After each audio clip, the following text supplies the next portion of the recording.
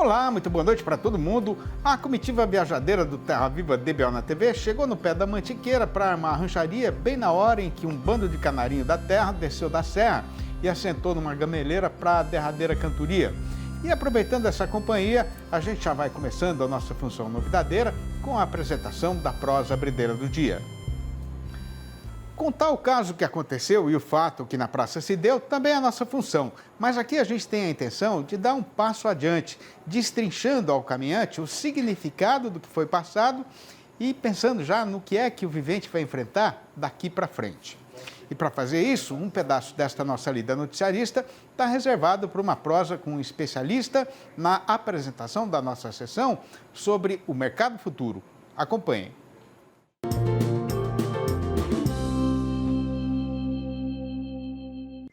Olá, amigos do canal Terra Viva, é sempre um prazer falar com vocês. Aqui quem fala é o Douglas Coelho, sou zootecnista e um dos sócios fundadores da Radar Investimentos. Hoje eu estou aqui para traçar aquele nosso breve panorama sobre os mercados do boi gordo e o mercado do milho. Bom, começando pelo lado do boi gordo, a semana foi uma semana de pressão negativa sobre os preços da arroba em boa parte das regiões pecuárias, né? Essa pressão foi crescente ao longo da semana, ou seja, no início da semana a gente percebia que a média das escalas de abate girava ao redor de 4 dias úteis, mas para o final da semana essa média já estava em 4,7. Ao mesmo passo, os preços de balcão também começaram a semana, mais próximos aí de 245, 250, terminaram com a indústria ofertando algo mais próximo de 235, 240 ou até mesmo ficando fora dos negócios, né? Foi uma semana de negócios um pouco mais travados, a gente está em meio entre safra, o pecuarista também reluta em entregar um grande volume de animais de uma vez só, então houve sim uma morosidade dos negócios, mas é fato que a pressão negativa foi crescente. Pelo lado do milho foi uma semana de forte volatilidade, né? Por mais que a gente tenha aqui no Brasil o pico da colheita da safrinha, trazendo mais cereal para as principais regiões produtoras, como Mato Grosso, Goiás, Paraná, a gente teve no mercado global um susto, com o agravamento da guerra entre a Ucrânia e a Rússia, né? Essa situação da guerra entre a Ucrânia e a Rússia não é nova, foi mais ou menos um ponto de atenção, no qual a gente já estava de olho, mas o que também tem trazido bastante incerteza é a volatilidade do câmbio. Mas nesse ponto, os fundamentos internos estão bem mais pressionados, porque a gente está no pico da colheita da safrinha e no final dessa semana a gente viveu o menor patamar da paridade dólar-real aqui no Brasil, mais próximo de 4,77. Então isso colabora para deixar as cotações internas em níveis comportados, enquanto o mercado global ficou relativamente mais estressado com essas notícias. Bom, pessoal, essa mensagem eu gostaria de passar para vocês. Contem com todo o time da Radar Investimentos e um forte abraço. Até mais! Pelejando com a ligeireza do vento para atender aos requerimentos da função, sem avançar no tempo estabelecido pela programação, a gente vai dando continuação na nossa falação, fazendo um resumo do caso que foi passado no mercado dos insumos. Olá a todos que nos acompanham, o papo de hoje vai ser sobre a relação de troca entre a arroba de boi gordo e a saca de milho, que está em um dos melhores patamares do último ano. Eu sou Jéssica Olivier, sou engenheira agrônoma e analista de mercado da Scott Consultoria. Você sabia que o preço da saca de milho caiu pouco mais aí de 30%, tomando a praça de referência como Campinas, São Paulo? Em média, a saca está custando entre R$ 54 a R$ 56 reais. E, nessa mesma comparação, a arroba do boi gordo caiu pouco mais de 20%, estando cotada aí entre R$ 240 e R$ 250 reais também em São Paulo. Com isso, com a venda de uma arroba de boi gordo, é possível comprar aí de 4 a 5 sacas de soja, um dos melhores patamares do último ano, o que acaba sendo muito bom, pensando aí no segundo giro de confinamento que está por vir. Para quem está com os estoques baixos, atualmente é um dos melhores momentos para a compra de milho, pensando na alimentação desse gado que vai ser confinado aí, ou até mesmo suplementado com um milho moído na pastagem. Essa expectativa aí para os próximos meses é de que essa relação de troca continue relativamente boa, mesmo com a queda aí no preço da arroba desses últimos dias, porque o preço do milho grão está muito barato, o que pode acabar dando um pouco mais de firmeza para essa questão do preço do milho é as condições das lavouras norte-americanas, que a cada dia que passam aí estão enfrentando um pouco mais de seca e as condições têm dado uma piorada, segundo os últimos relatórios do Departamento de Agricultura dos Estados Unidos, ou USDA, na sigla em inglês. Para o mercado do boi gordo, a gente pode ver preços mais frouxos também, por conta da saída do gado do primeiro giro de confinamento, gerando uma sobreoferta aí no mercado, frente a um consumo de carne bovina que anda patinando um pouco, pensando no mercado interno. Pessoal, por hoje era isso que eu tinha para trazer para vocês. Muito obrigada e continuem nos acompanhando aí para mais notícias dos mercados agropecuários. Até a próxima. Pois é, e o nosso companheiro Márcio Campos, né, terminou a apresentação do Jornal Terra Viva agora, em pouco. O companheiro e a companheira aqui estão ligados aqui na nossa programação, devem ter assistido, né, deixando aí no ar uma pergunta para mim, né, para que eu responda em relação à adição de ouro em pó na cachaça. Então, a resposta para o Márcio e para todo mundo que está assistindo ao programa Terra Viva de Bel na TV é: não muda nada no sabor, não enriquece, nem piora a qualidade da cachaça. Já o preço, aí a história é bem diferente, porque fica bem mais pesado. Está respondido então, viu, seu Márcio? Ité. E estando vencida a descida da estrada da Serra da Margarida, a hora é recomendada para dar um descanso para a boiada. Mas essa parada vai ser ligeira e já ficam os companheiros e companheiras avisados de que o serviço com mestiço vai ser retomado dentro de 2 minutos e mais um caquinho. Até já! Estamos de volta para o Eito e para recomeçar a função, a gente vai ficar uma prosa a respeito da transformação acontecida numa fazenda depois da implantação da integração entre a criação de gado e a plantação de lavoura. E o sucesso da empreitada é mais um exemplo da extraordinária capacidade das companheiras mulheres da pecuária brasileira de administrar uma propriedade com competência e sabedência. Acompanhem.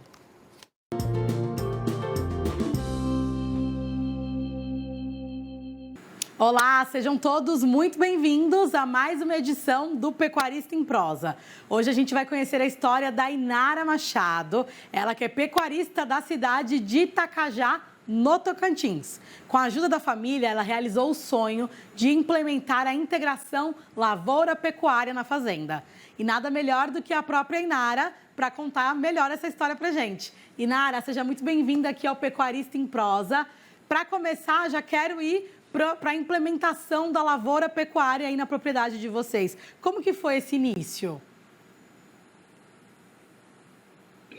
O início ele foi bem difícil, né? Nós começamos a implementar através de um programa da Embrapa chamado ABC Corte. A gente conheceu o programa e a gente viu que casava, né, com os interesses da fazenda. Nós buscamos o apoio da Embrapa, né, conhecemos a Embrapa, o ABC Corte, o programa, e buscamos esses profissionais, levamos eles na fazenda, fizemos uma avaliação e vimos o que era necessário implementar. Iniciamos com a correção, depois fizemos um processo chamado de manejo rotacionado de pastagem, onde a gente até ganhou no primeiro ano mesmo que nós fizemos o trabalho, nós fomos premiados com o efeito poupa-terra, que é uma produção maior, numa quantidade menor de terra. Então, isso foi nos inspirando e nos deixando mais motivados a continuar, porque a gente viu o resultado, né? Viu que em pouca área você conseguia continuar uma quantidade grande de animais e ter uma produção que tivesse o resultado que a gente estava almejando também.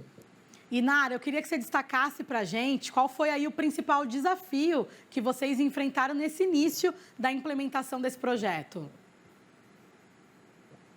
O principal desafio foi o pessoal, foi fazer com que os colaboradores, né, entendessem que nós tínhamos que produzir com sustentabilidade, com preocupação com o meio ambiente, com preocupação com o pessoal.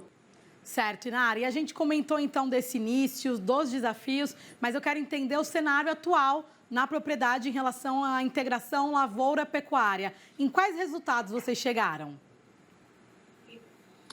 Então, a integração lavoura-pecuária na fazenda, ela foi uma necessidade que hoje ela é uma realidade que a gente não consegue ver a fazenda trabalhando ou produzindo sem essa integração.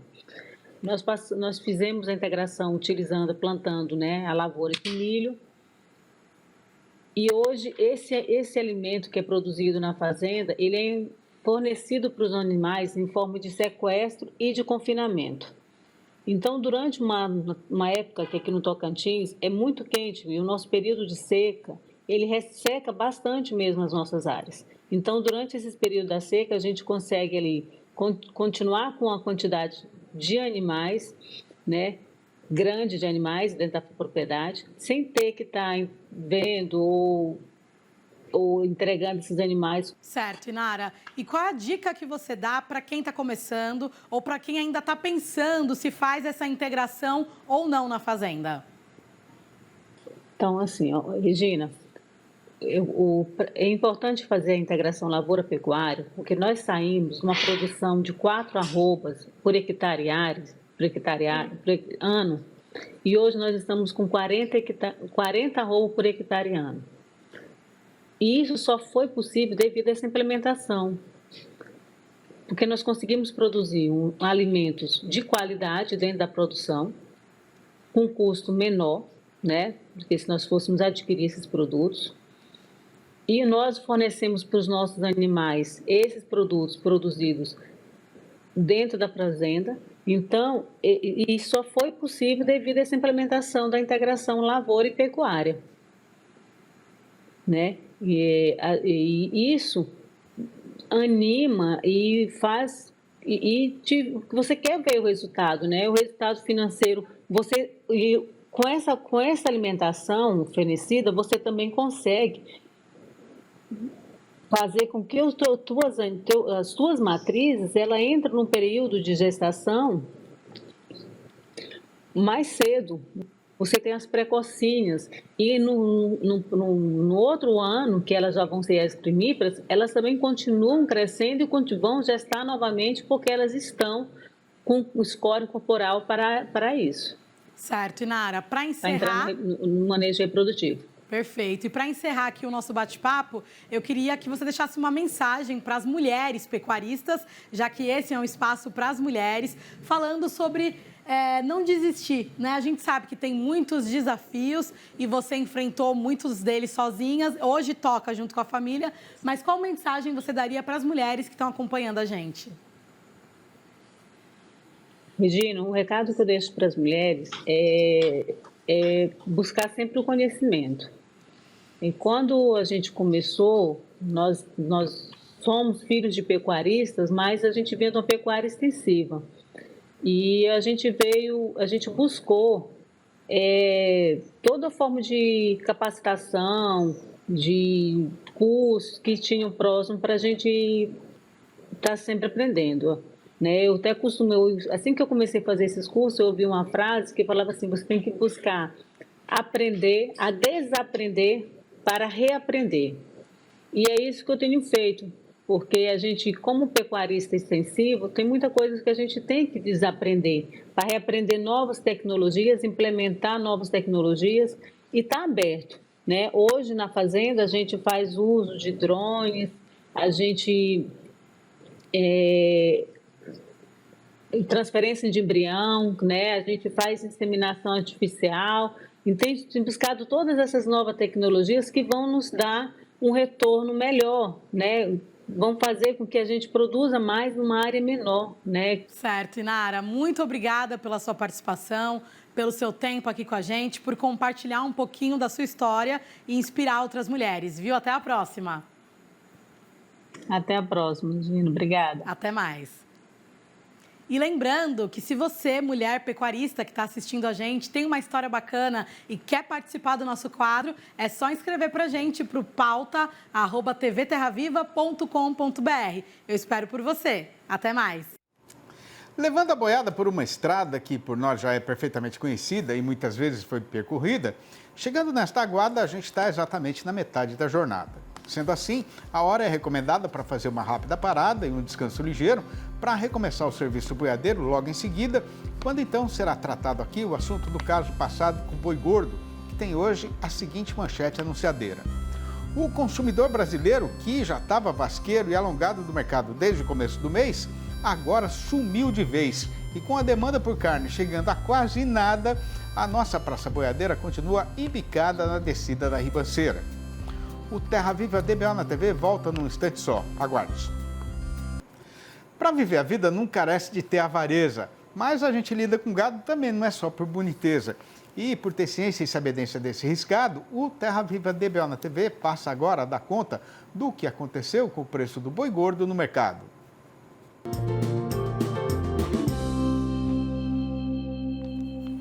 Pois o que tem para ser contado é que o tempo continua cumprindo o seu procedimento costumeiro de apostar a corrida com o cavalo rei dos parelheiros, mas dessa vez os companheiros e companheiras fazendeiros estão torcendo para ele ser ainda mais ligeiro, para acabar logo este mês que está sendo amargoso e muito dificultoso para quem ganha a vida na lida de gado. Conforme já é do conhecimento geral, o normal é que o consumo de carne aumente na primeira quinzena e caia na derradeira, porque esse é o prazo que o salário do trabalhador demora para criar asas e ir embora, né? O problema é que, em vez de seguir esse roteiro, o consumidor brasileiro já estava vasqueiro desde que o calendário de julho foi estreado. E de lá para cá, a situação foi só piorando. Tanto que em alguns estados, como é o caso aqui de São Paulo, por exemplo, o açougueiro, depois de ter sido esquecido e largado sozinho no seu estabelecimento, agora está muito assustado com o quase completo desaparecimento da sua freguesia. E o resultado desta grave inapetência da população, conforme já é da sabedência geral, foi que, mesmo pulando o dia de serviço na programação e trabalhando abaixo da capacidade, o frigorífico já está de novo com a câmara fria lotada de mercadoria.